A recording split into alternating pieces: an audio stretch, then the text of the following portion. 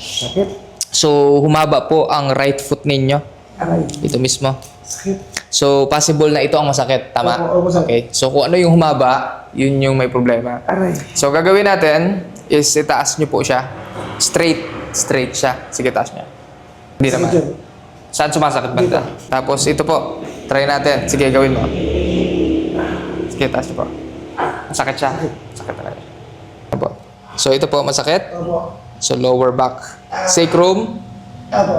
Okay. Balakang. Opo. Ito. Ito. Medyo. Hindi, Diyo. So, punta ka dito sa banda. Pagkakaroon. Tapos, relax na ka. Relax na ka. Relax. Oh.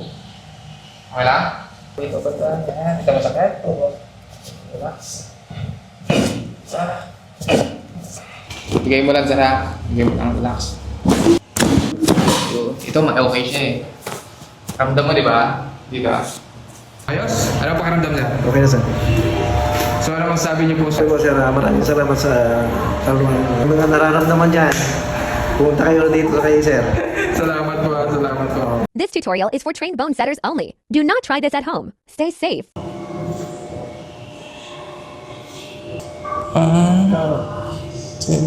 Curve dito yan, o yan. Yan, sa gilid. Punta dito.